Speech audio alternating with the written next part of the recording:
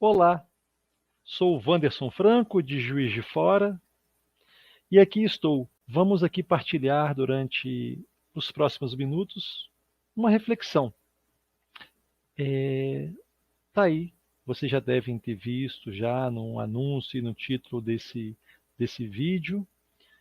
O que aprendi sobre Deus com o Espiritismo? É isso. Geralmente, somos levados a uma casa espírita ou um templo religioso pela amiga dor. A amiga dor nos pega carinhosamente pelas mãos e nos leva. Nos entrega para o Senhor. Ali, depois de muito sofrer, chegamos.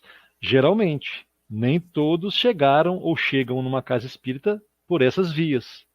Alguns, geralmente numa proporção maior, é este o caminho que geralmente fazemos. E ali as nossas dores são aliviadas, vamos tendo algum entendimento, faz sentido, cai a ficha, queremos trabalhar em obras assistenciais, servir ao próximo, fazer a caridade que nos pede e nos orienta a doutrina espírita, a pedido, a convite de Jesus, com os ensinamentos que ouvimos em palestras. Alguns buscam grupos de estudos. E ali o véu é levantado, vai ampliando esse entendimento. E foi esses estudos que me levou a pensar sobre Deus. O que eu aprendi sobre Deus? O que o Espiritismo nos ensinou e pode nos ensinar? Quais os caminhos que ele nos convida a traçar? Que forma de pensamento, de entendimento perante os acontecimentos da vida que ele nos traz? Para isso, eu trouxe aqui algumas imagens para compartilhar com vocês e dividir essas reflexões. Então aí, vocês devem estar vendo já. Vamos aqui conversar amorosamente sobre o que está exposto nas obras fundamentais do Espiritismo. Não gosto de falar obras básicas, não é que eu não gosto, porque o básico no nosso conceito é aquela coisa básica que não tem muita importância. Então, as obras fundamentais. Livro dos Espíritos, a primeira obra das obras fundamentais, a questão número 1, por onde iniciou as questões que Kardec levou para os imortais, para nos esclarecer. Que é Deus? E a resposta é a inteligência suprema, causa primeira de todas as coisas. Causa primeira, causa-efeito. Podemos começar a pensar que esse é o convite que nos faz o Espiritismo. Nos leva a pensar, a gerar em nós uma autonomia no entendimento. Começar a raciocinar. Não foi à toa que Jesus veio na época entre os gregos, entre os romanos e entre os judeus. Os judeus acreditavam num Deus único. Os gregos nos faziam pensar de onde eu vim, para onde eu vou. Era a linguagem corrente naquele ambiente que viveu Jesus. E Roma colocava a lei, a justiça, criou caminhos, estradas por onde passou Jesus. E a pergunta foi essa: causa primeira de todas as coisas, esse pensamento. A luz está acesa. Quem acendeu a luz? A luz acesa é o efeito. Teve uma causa. Qual é a causa? Alguém foi e ligou o interruptor. Mas e a energia que vem até o interruptor? De onde vem? A gente vai remontando as causas. E Deus é isso. A causa primeira, de onde tudo se originou, todos os efeitos surgiram. Vamos continuar aqui. Para esse estudo, eu gostaria de deixar assim uma sugestão. É importante, é necessário ter a mente aberta, tá? E o coração sereno. Colocar as nossas crenças, o que aprendemos, colocar de lado o que a gente aprendeu, aqui do ladinho, e se abrir para essa ampliação que nos convida o Espiritismo, tá bom? Eu espero que vocês estejam dessa forma, tá? Mente aberta e coração sereno. E no livro a Gênese, que é pouco estudada no meio espírita. No seu capítulo 6, no item 48. Tá lá, essa Gênese era da tradução das primeiras edições, tá? Que Kardec deixou lá pra gente. Não a que geralmente nós temos, que é a partir da quinta edição. Mas esse trecho que eu vou dividir com vocês estão em ambas edições, tá? Nas primeiras e na posterior ao desencarne de Kardec. Mas está lá. Tudo o que nos possa identificar com a imensidade da extensão e com a estrutura do universo é de utilidade para a ampliação das ideias, tão restringidas pelas crenças vulgares. Geralmente, as nossas religiões nos colocam limites. Deus é dogma, não podemos falar. É heresia falar sobre Deus. E Kardec vem mostrar que, para ampliar as ideias, a estrutura do universo pode ser desvendada para a gente. Imagina Galileu, quando no seu telescópio consegue, na Terra, ser o primeiro a ver que a Terra não é o centro do universo. Havia as cogitações, alguns no seu ócio criativo observavam, mas ele constatou essa amplidão, essa dimensão. E é isso. E o que Kardec continua dizendo? Deus se engrandece aos nossos olhos, à medida que melhor compreendemos a grandeza de suas obras. E a nossa proposta aqui é essa: é mostrar essa imensidão do universo, não só essa foto atrás de mim, né? Que, como disse Jesus, na casa do meu pai há muitas moradas. Não era possível, à época dele, explicar detalhes que, com a tecnologia, foi proporcionada a nós. Então, a nossa proposta é essa. Importante lembrar, também está no livro A Gênese, capítulo 1, no item 13. Diz Kardec, a doutrina espírita não foi ditada completa, ela não está pronta, ela está em formação, como sempre esteve. Como nós estamos em formação, em construção, não estamos prontos. E nem foi imposta a fé cega, a crença cega. Tem que ser assim, acabou. É porque é, não. As instruções o homem deve estudar, comentar e comparar. O que os espíritos fazem é nos instruir. O que nós devemos fazer? Estudar.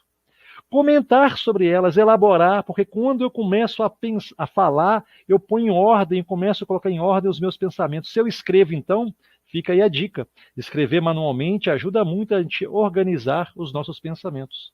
E a comparar esses ensinos. Comparar com o quê? Com o que está além dos muros, das paredes das nossas casas espíritas. Então, é isso a sugestão primordial que Kardec faz. Já na sua última obra fundamental, a Gênese.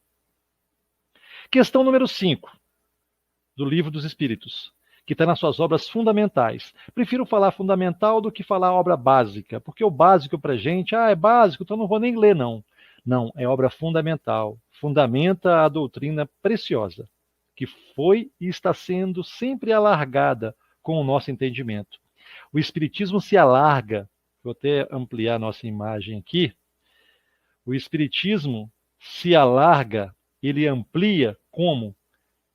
Toda vez que eu sou capaz de vivenciar um amor mais amplo, eu estou com certeza alargando o entendimento espírita. Ele está sendo construído.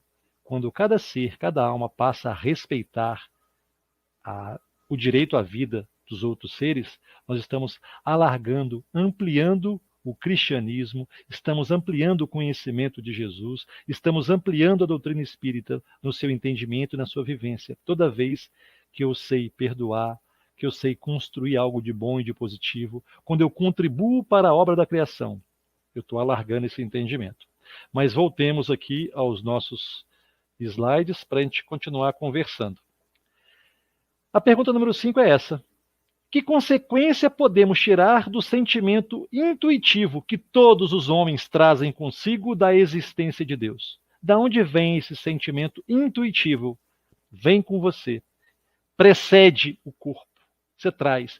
Se a gente volta nos estudos, nas tribos iniciais, tinha sempre essa questão de um ser maior. E na época, falava-se de Deus Sol, Deus Chuva, Deus Trovão, era politeísta, no entendimento que eles tinham dessa grandeza. Reverenciava os seus mortos Isso já é rudimentos intuitivos da imortalidade. Por que iriam rogar aos seus mortos, se não já tivesse esse conhecimento intuitivo? E assim é de Deus, como responde para a gente os espíritos. Eles dizem que esse sentimento intuitivo é que Deus existe. Pois de onde lhe viria esse sentimento se não tivesse uma base? É isso. Agora, em relação à palavra Deus, que é o conceito que nós usamos, da onde vem esse conceito, amigos e amigas? Ele vem de uma tradição judaico-cristã. É. Deus é a forma que nós escolhemos, se assim podemos dizer, para designar esse ser maior. É importante que na Terra, hoje, mais de 7 bilhões de pessoas, a Terra em si tem o seu lado ocidental e o seu lado oriental. Nós estamos no Ocidente, mas não devemos esquecer que existe o Oriente. E lá nem todos têm o conceito e a concepção de Deus como nós temos, desse Criador, desse ser maior. Ok? É muito importante. Quero dividir com vocês aqui agora, nesse slide aí, o que Victor Hugo trouxe para a gente. Victor Hugo foi um francês, tem uma bela obra de quando encarnado chamada Os Miseráveis, fico aqui a indicação, né, indico para vocês, e trouxe aqui um trechinho que está no livro Estudo Aprofundado da Doutrina Espírita, na sua página 85, no livro número 5. É um capítulo que só fala sobre Deus. E ele fala o seguinte: se chamamos Deus, é por falta de um nome maior. É. E esse trecho, esse texto foi tirado desse contexto aí, onde ele diz: Deus é maior que todas as teorias e todos os sistemas. Deus é soberano a tudo. O ser divino escapa a toda a denominação e a qualquer medida. E se lhe chamamos Deus, é por falta de um nome maior. E é isso. É essa grandeza que o Espiritismo nos proporciona. E para falar, para comparar, como Kardec sugere, vou trazer aqui agora uma música que não é das lides espíritas, é de outra denominação religiosa. Ninguém explica Deus. Eu queria convidar vocês, vou colocar essa música aqui agora, para vocês ouvirem, e reflitam na letra, embora a canção nos toque o coração, a mim particularmente toca, eu vou colocar aqui para a gente poder beber um pouquinho nessa fonte aí e poder estar refletindo melhor aí sobre as questões aí, qual que é a visão de Deus que as outras crenças têm, tá? Então, partilho com vocês aqui agora essa canção, espero que gostem, e o foco é prestar atenção na letra dessa música.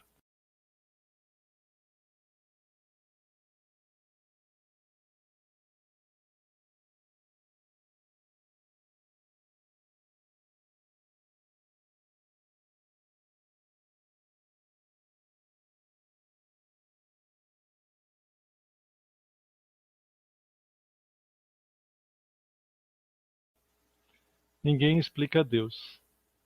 Ele se revelou aos seus. É isso.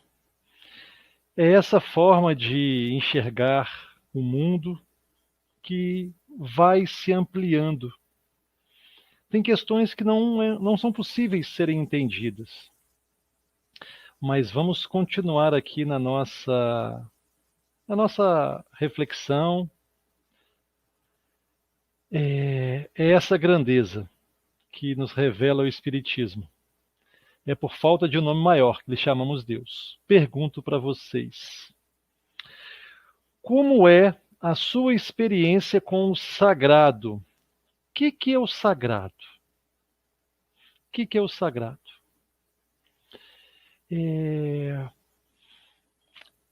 O ambiente, as paredes que compõem a Casa Espírita Allan Kardec. Esse local foi sacralizado Como que ele se tornou sagrado para cada um de vocês?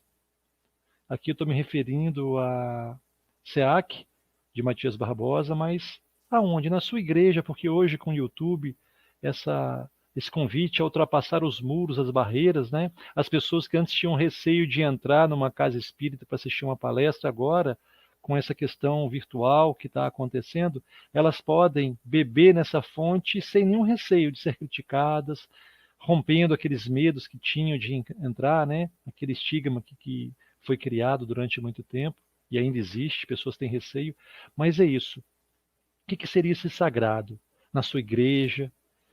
As paredes em si, elas foram sacralizadas com o tempo.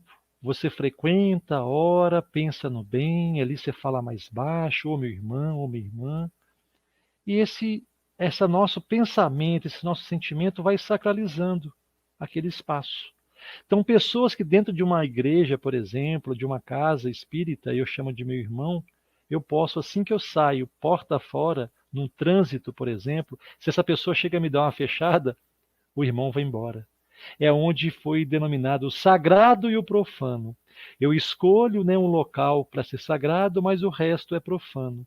Consegui, com o tempo, sacralizar as questões da vida, ver tudo como é sagrado, e vivenciar esse sagrado, né, que é o mais importante. Eu lembro daquela obra do livro Voltei, do Frederico Figner. Não sei se vocês já leram, tem um trechozinho lá. Esse cidadão, esse irmão, ele foi presidente da FEB aqui, conversava com espíritos em reuniões mediúnicas, e chegando no plano espiritual, quando ele é levado na casa dele, ele olha assim as paredes, parecia que tinha uma gosma descendo, escorrendo pelas paredes. Aí quando ele perguntou o que era aquilo, aí disseram que era dos pensamentos, aquilo tudo era fruto e resultado dos seus pensamentos, da sua fala, do seu mundo interno de agir ali. Então é isso. Se a gente reza, se a gente tem um pensamento reto, né, como dizia no Oriente, né, eu conheci através do Sai Baba, né, o reto pensar, o reto sentir, o reto falar e o reto agir. Eu vou sacralizando o ambiente na minha volta. Às vezes eu levo água para fluidificar numa casa espírita, saio, chego em casa, eu começo a falar palavras não tão assim agradáveis de se ouvir. Será que essa água permanece fluidificada? É só uma questão. Voltando aqui no nosso tema aqui sobre o sagrado, como que é a sua experiência com Deus ou com esse sagrado, tem pessoas que têm experiências diferentes das nossas. E nem por isso isso é pior ou melhor.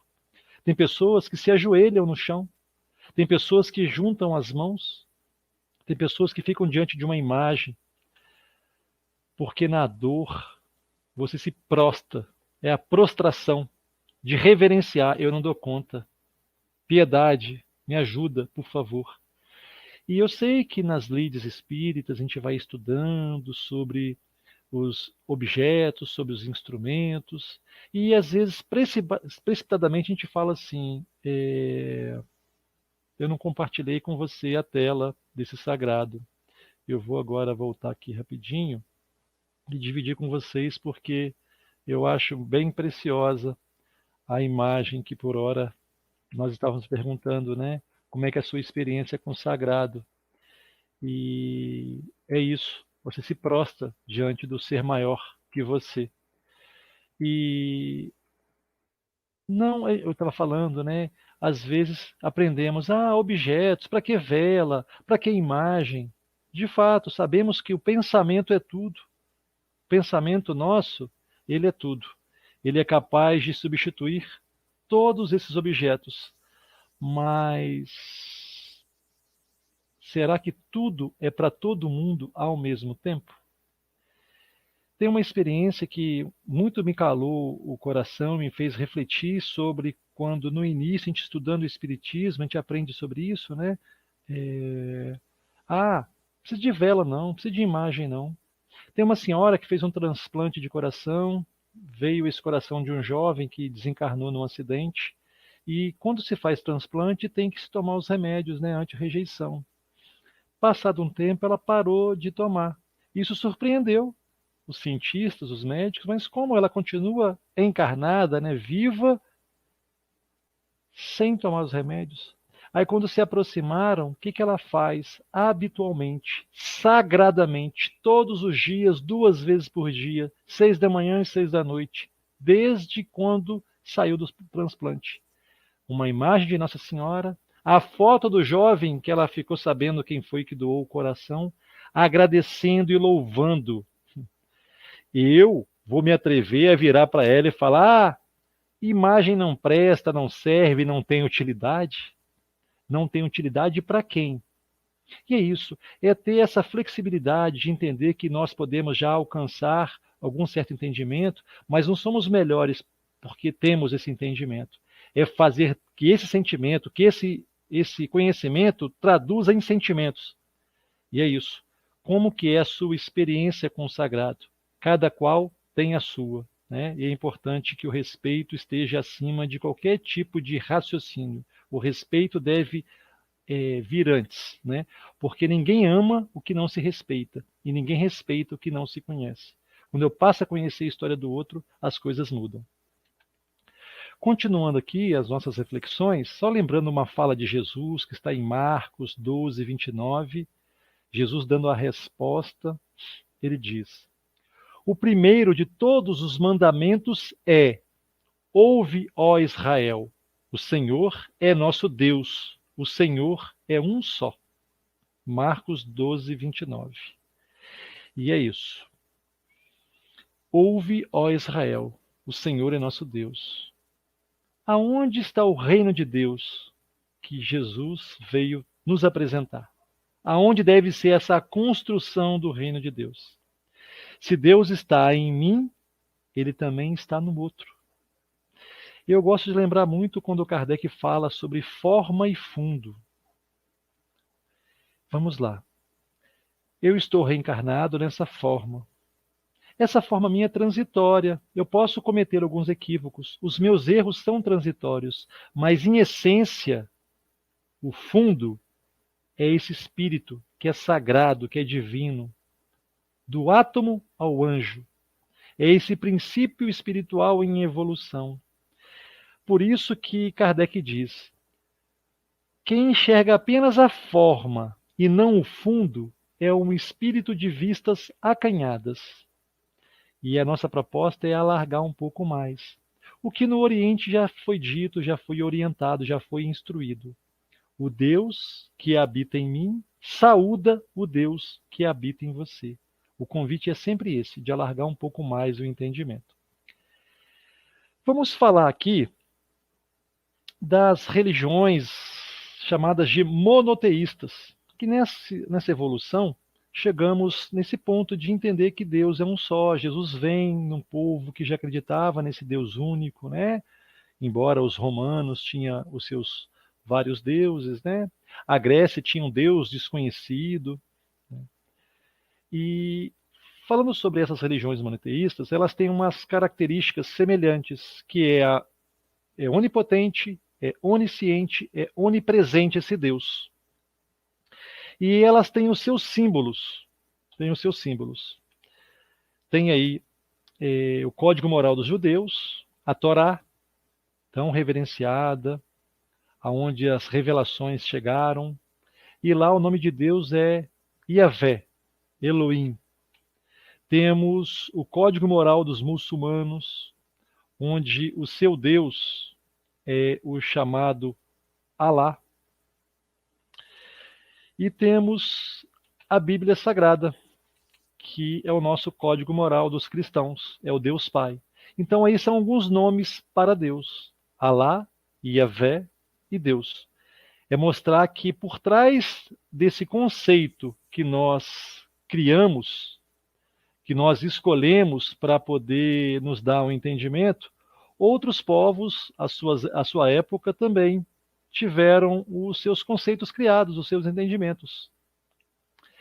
E para esse Deus foi construído locais sagrados de adoração, de encontro com Deus, ou encontro com Yahvé, ou encontro com Alá, ou encontro com Olorum, ou encontro com Osmut, ou encontro com Brahman, embora não temos no budismo, eles escolheram não conversar sobre esse Criador.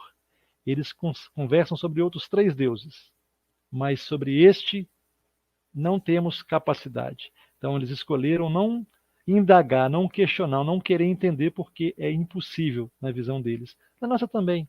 Mas a gente vai alargando aos poucos. Então, para esse Deus, foram construídos locais sagrados, construídos pelos seres humanos. E esses locais foram sendo sacralizados com a vivência, com as devoções, com as rezas, com os ritos que foram acontecendo.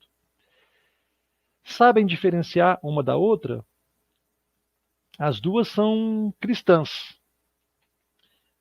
É a Igreja Católica Romana, essa de cima, e a de baixo é a Igreja Ortodoxa do Oriente. E aí tem os 2 papas, né? Houve uma certa época na nossa história, né, esse rompimento, mas as duas são cristãs, as 2 denominações. E tem essas outras 2 aí do lado. Saberiam diferenciar?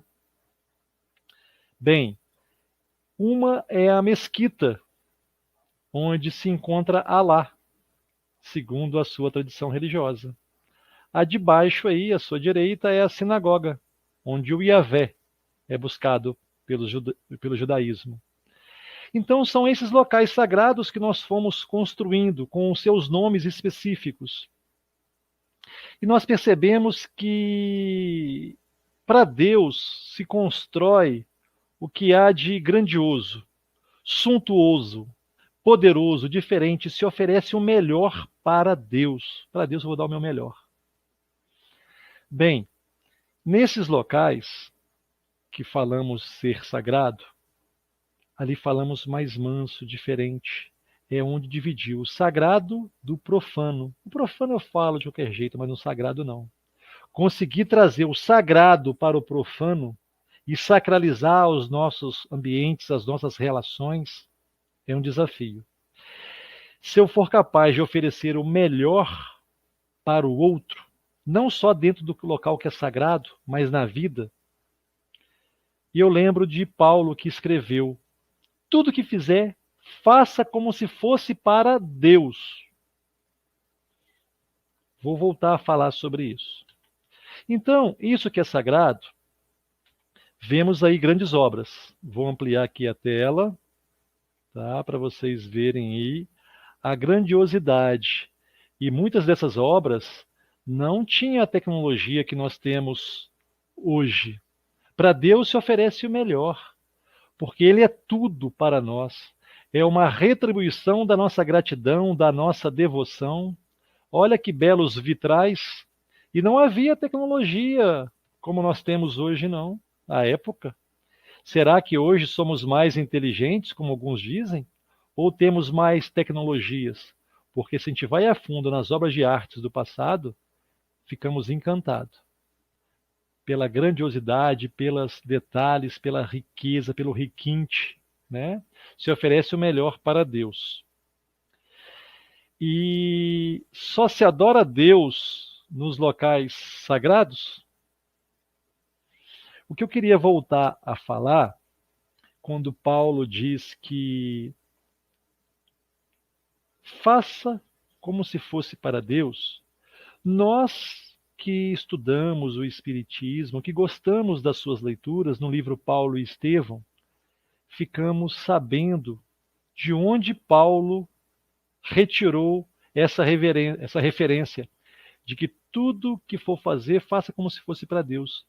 Foi de Gesiel, o Estevão, quando aprisionado, remando lá, depois de escravizado pelos romanos, submetido naqueles porões dos navios, ficavam espantados outros escravos.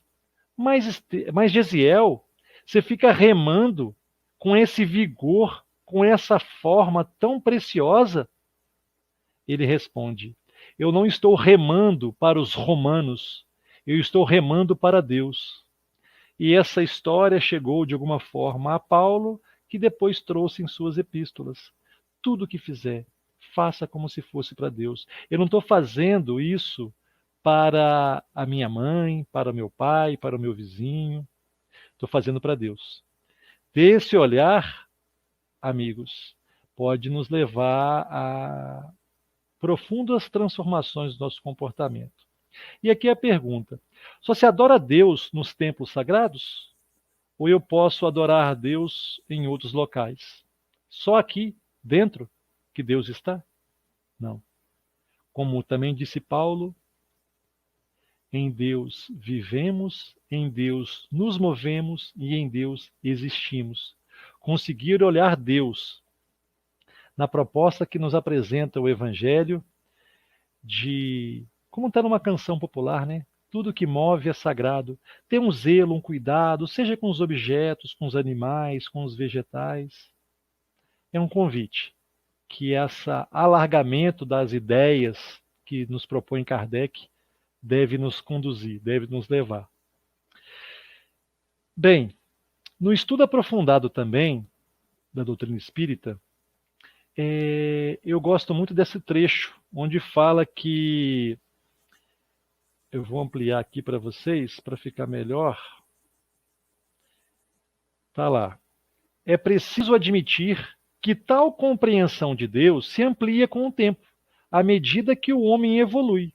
Nós vamos evoluindo, vamos criando maiores e melhores equipamentos e vamos ampliando o nosso entendimento. Não quer dizer que nós somos melhores, mas pelo menos o entendimento nós vamos tendo. E continua nessa passagem. Por mais legalista que seja uma religião, por mais que se aferre aos dogmas e às interpretações literais da mensagem espiritual, o progresso humano imprime modificações, ainda que a essência dos ensinamentos permaneça inalterada. Bem, o que está nos dizendo aqui? Não devemos acompanhar as leituras na sua literalidade, acreditar que o que está escrito é daquela forma e pronto, e acabou. Não. Tem essa questão que a gente falou antes do fundo, da essência, da simbologia das escrituras, porque o progresso humano imprime modificações. E é isso, nosso entendimento do que é a vida. Antigamente achávamos que a Terra era o centro do universo. Hoje é impossível se acreditar nisso. Embora tenha pessoas que ainda pensem na Terra plana, mas tudo bem, com todo respeito a esses irmãos. Aí ele finaliza aí, ainda que a essência dos ensinamentos permaneça inalterada. E a essência é o amor. Essa essência é o que nos disse Jesus. O Senhor é um só. O Senhor está em todas as partes. Então essa essência não muda, ou não deveria mudar de forma alguma. Estamos caminhando aqui para os minutos finais, né, do tempo que foi nos solicitado. Eu queria trazer aqui essa questão que chegou um tempo, né, que a ciência aí com Galileu, Copérnico e outros mais aí começou a romper, porque a religião detinha todo o saber, todo o conhecimento, e foi necessário ampliar os horizontes, porque acreditar no que está escrito literalmente pode nos limitar, como Kardec colocou no início, né, do estudo que eu trouxe aqui, a passagem do livro A Gênese. As verdades estão aí sendo buscadas pelas religiões e pelas ciências. E nesse estudo aprofundado da doutrina espírita, que o nosso propósito aqui é instigar aqueles que desejam caminhar mais, porque senão fica só aprofundado lá dentro dos graus que vai avançando para o entendimento. Então eu trouxe esses pequenos detalhes preciosos que nos abrem o Espiritismo e que muitas pessoas não sabem, não conhecem, porque às vezes não se dedicam a estar estudando. Então aqui a intenção é trazer esse sabor, beliscar um pouquinho, se sentir esse gostinho desse conhecimento que nos traz o Espiritismo. E fala também lá sobre agnóstico e ateu. Né? A ciência e alguns cientistas famosos, importantes para a nossa sociedade, né? O Einstein disse que sem Deus o universo não é explicável satisfatoriamente. Falta uma parte. Francis Collins, o pai do projeto Genoma, né? O autor do livro A Linguagem de Deus, dos genes, ali está a tradução ali do que Deus nos traz. Quero trazer um vídeo aqui curtinho de alguém que é um agnóstico, muito conhecido, muito reverenciado no meio acadêmico, que fala muito bem de espiritualidade, que é o Marcelo Gleiser. Vou dividir com vocês aqui agora também um vídeo onde ele nos traz também alguns entendimentos que pode nos ajudar aí. Tá bom? Vamos lá. Deixa eu dar o play aqui. O ateu O É o que ateu, acredita e não acreditar. o ateu acredita em não Entendeu? acreditar. Então, o ateu basicamente diz o seguinte: eu absolutamente nego a possibilidade de qualquer forma divina, sobrenatural no mundo. E a gente, e o agnóstico não é assim tão radical. O agnóstico diz: olha, eu não acredito, não vejo nenhuma razão para acreditar em Deus ou na imortalidade da alma, mas, por outro lado, eu não tenho nenhum dado para rejeitar a possibilidade. O fato da gente não entender alguma coisa não significa que ela precisa ser explicada de uma forma sobrenatural.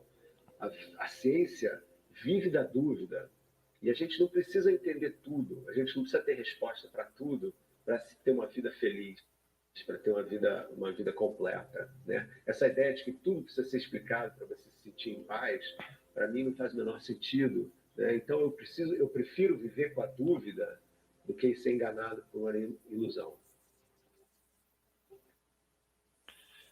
A postura mais correta de um cientista é você dizer o seguinte: empiricamente a gente não pode provar a existência de Deus, mas a gente não pode também não provar a existência de Deus. Então, por esse motivo, eu fico na minha, respeito direto, né, as pessoas que têm a fé deles e tal, e vivo feliz com isso, sabe? Porque não tem o menor problema. E é isso. Vai chegar um ponto que nós não conseguiremos explicar tudo, saber de tudo. Da mesma forma que eu não posso e não devo falar de assuntos de adulto para criança. Por quê? Eu posso causar uma perturbação ou não conseguir me expressar. Conseguir viver feliz, mesmo sabendo que tem áreas do conhecimento que eu ainda não vou alcançar nessa existência, mas eu vivo em paz. Porque se eu começo a querer ter explicação para tudo que me acontece, eu posso chegar no nível de perturbação, né? Então, é nessa hora que a fé, que é uma das palestras que tem aqui no canal de vocês, entra para nos dar essa segurança, essa certeza que somos cuidados, somos amados por Deus. Pois é, depois dessa longa viagem aí que fizemos, aqui nesse bate-papo sobre Deus, dessa grandeza que nos revela a doutrina espírita, do convite ao amor que nos traz, é impossível não relembrar, né, da passagem que Jesus, à sua época, trouxe, que na casa do meu Pai há muitas moradas, estarei convosco até o fim dos vossos dias. E é isso. Temos toda a eternidade para vivenciar a nossa imortalidade com a amorosidade. Só vamos alçar patamares maiores se cooperarmos com a vida e com os seres da criação. Agradeço aqui de coração a atenção de vocês, o carinho, e numa próxima oportunidade voltamos a conversar. Fiquem na fé, na certeza de que se Deus, esteja onde estiver, utiliza os seus mensageiros para nos acolher. Da mesma forma que Ele espera de cada um de nós que possamos ser aqui na Terra o representante dele. Mesmo que ainda pequenos, mesmo que ainda falhos, podemos fazer algo para deixar esse planeta um pouco melhor. Que a nossa mente, o nosso coração, seja o local mais sagrado, que seja o local onde vivenciamos a nossa fé e a nossa sacralidade em Deus. Beijo no coração de todos.